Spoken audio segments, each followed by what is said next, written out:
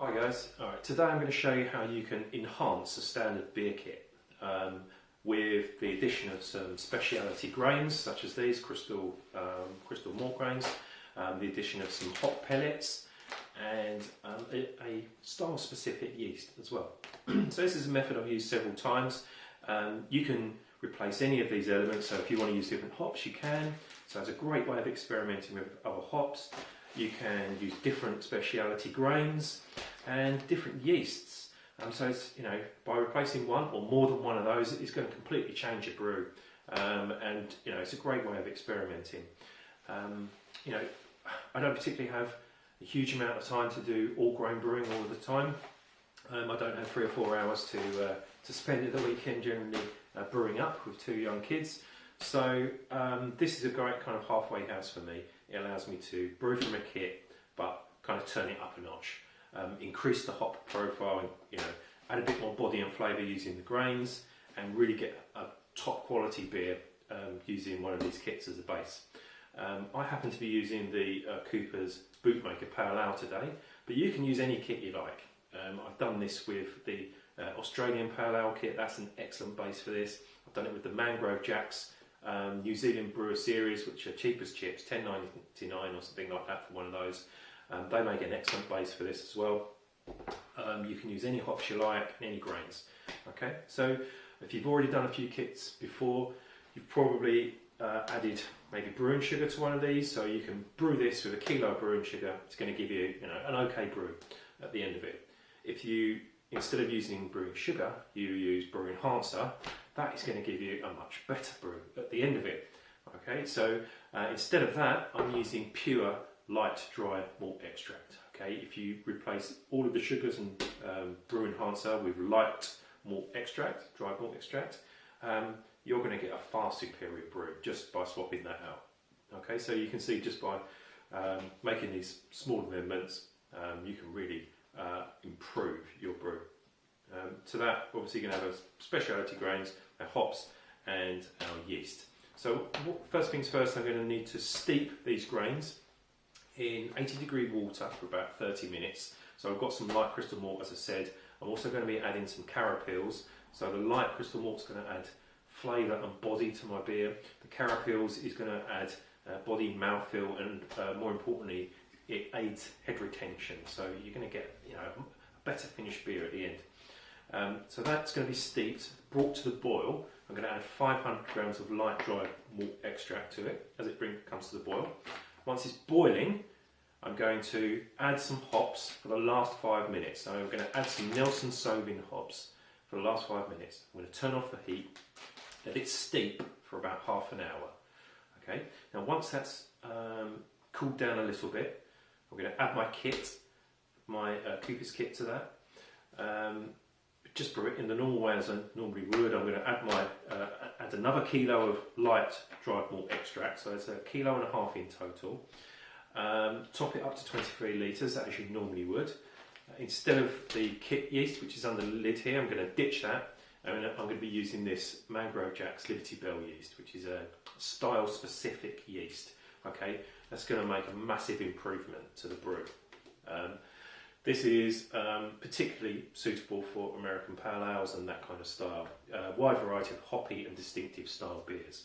So it's really going to start to bring out the best in everything I've got here, and we're going to get a superb brew at the end of this. All right. So first things first, let's get these grains steeped and up to the boil. Okay, so we've got 5 litres of water in my pan here that I'm going to bring up to 80 degrees, and while I'm waiting for that, I'm just going to weigh out my grains. So over here on my scales, I've got a jug with like a hop sack thing in, a grain bag, just makes it a bit easier to weigh out. So I'm going to be adding 200 grams of this crystal grain.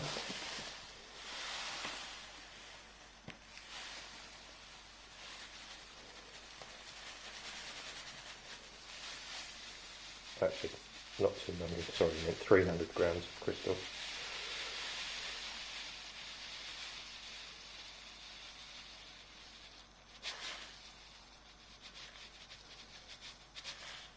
Right.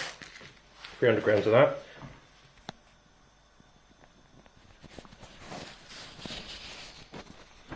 Followed by 200 grams of this Carapils. So it's going to get straight in the top as well.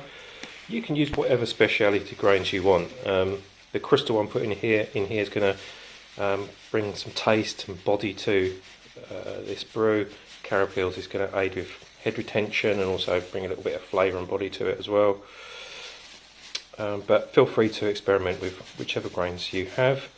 I just happen to have the Carapils left over from another brew as well, so that's why I'm using that. But this is, this is all the part of the fun, just to experiment with different things. As long as you follow the basic principles, you're going to get a good brew out of it. Alright, so I'm just going to tie this up with a loose knot on the top, and that's going to be steeped in my hot water when that's ready. Okay, so I think we're just about coming up to temperature there. Should be about... Excuse my scruffy jacket, by the way, this is my running jacket. Really should get myself a new one. But I've literally just come in from a run, kids are out. The wife's taken the kids out, so I thought I'd use the opportunity to get a quick brew on and start complaining. Right, there we go, so we're up to temperature. I'm going to turn the heat off of this.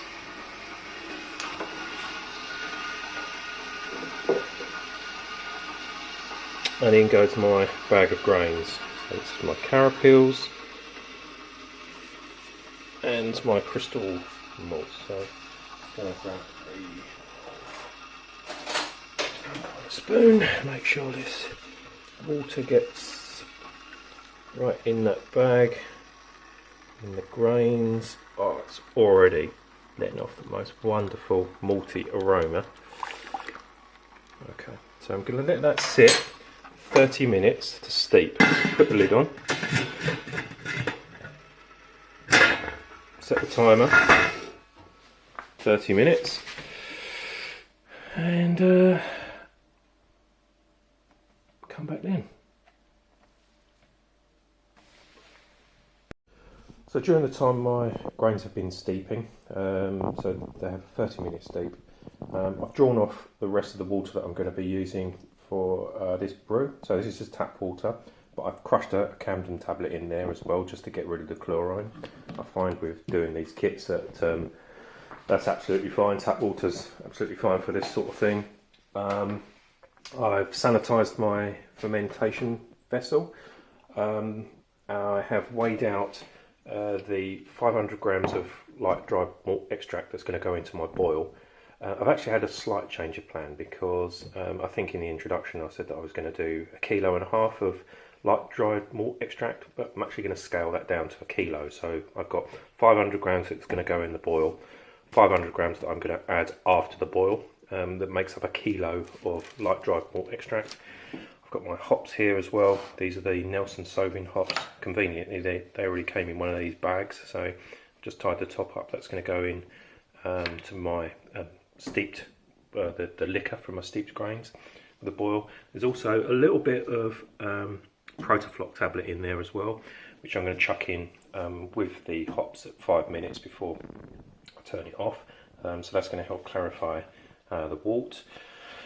I've got my kit over here that I'm going to stand in some boiling hot water just to make it easier to pour, and that's pretty much it. So I'm all prepared. So that time that I spent with steeping the grains, I've put to good use. So this hopefully is going to take me maybe just over an hour to complete this brew. Alright, 30 minutes is up. So oops, have a look. Okay, so that's what we're left with. A lovely looking mixture. It's pretty hot, so I have to watch my fingers here, but I'm going to just pull this out, drain off a bit. Ouch, that is hot. To quickly grab the sieve there, it's burning my fingers, but you can see in there it's a lovely brown colour. It smells wonderfully malty. It's going to add a lot of flavour to this brew. What I'm going to do now is stir in the 500 grams of dried malt extract. And dissolve that in before we put the heat on it. Don't put the heat on and then try and dissolve and then chuck your dried malt extract in, because it will hit the bottom and burn on the bottom of the pan. So you want to do that while it's not on the direct heat source. Alright, so I've just chucked the dried malt extract in, dissolved nicely, no lumps, no bumps, so ready to chuck the heat on this, bring it up to the boil. I'll probably leave it boiling for a couple of minutes and then chuck the hops in. Right, so just reaching a boil now. So I'm going to chuck in my hops and my fragment of Protafloc tablet, set the timer for 5 minutes, and that's it. 5 minutes is up, let's turn the extractor off. 5 minutes is up. I'm going to turn the heat off, take this off. Okay, so I'm going to boil the kettle, get my malt loosened up, and all the time that takes, probably about 10 or 15 minutes, I'm going to let this steep before I add my malt extract to it, my can of Coopers Bootmaker. Slight change of plan. I've put my the additional dried malt extract in the bottom of the fermenting bucket. I'm going to add some hot water from the kettle in that and swirl it round. I didn't want to put it in the in boil basically because I didn't want it absorbed by the hot bag, so I'm cooling that off in the sink a little bit. I'm going to add my hot water to this and swirl it around, then add my kit to the bucket and add the rest of the juice into that. Okay, so now I've got the contents of the boil in there, in with the rest of the dried malt extract. Just going to add the kit into it now. Right, let's get this kit in here. So this is the Coopers Bootmaker.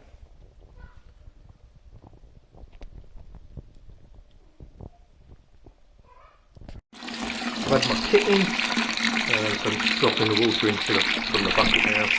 I tend to let it drop in like this just to get some air in there, so not to bring into the wort. This is always good for starting off fermentation. So I'm going to top this up to 23 litres, just hoping that with the cold tap water it's going to be really good pitching.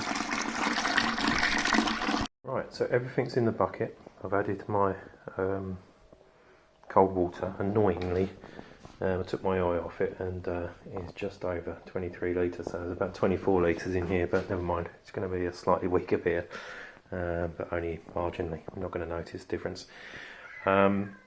Temperature reading 20.9, so perfect temperature for pitching the yeast. I've already added my Harris Pure Brew into this, so I'm going to draw off a sample from the tap. I've given it a really good stir to get some more oxygen in there, and then it's just a case of pitching the yeast.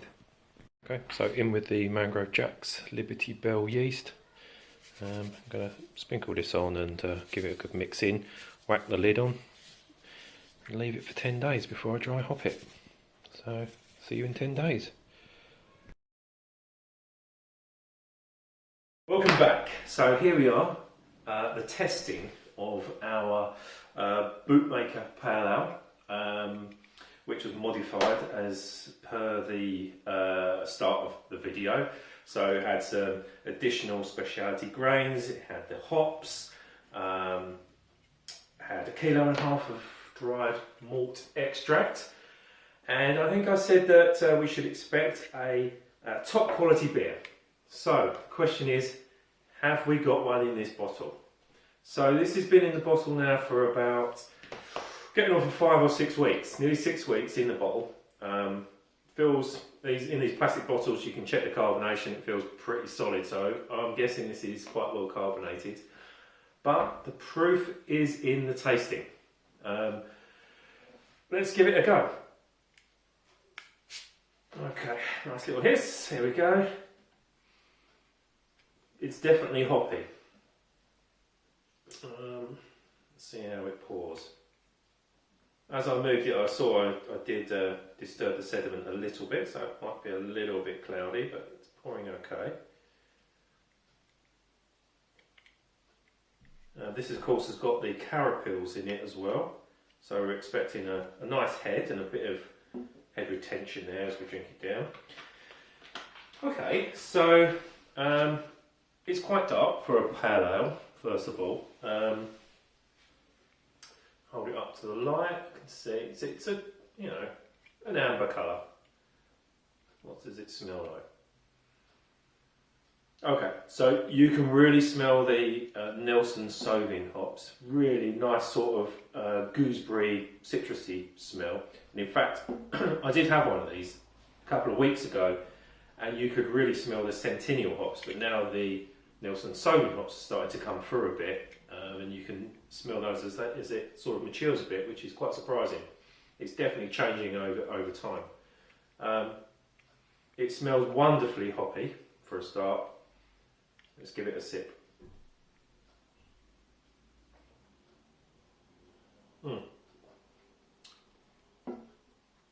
It's lovely. It's lovely and hoppy without being too hoppy. My one criticism about this beer is that it's really bitter, and that can only be the base kit, the Coopers Bootmaker Pale Ale kit, which I would say is probably a little bit too bitter. It's got a lovely body from the speciality grains.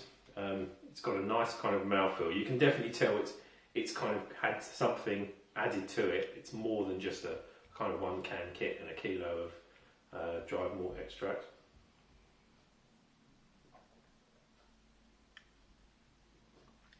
Well, the hops are great. You can see it's holding the head beautifully due to the Carapils in there.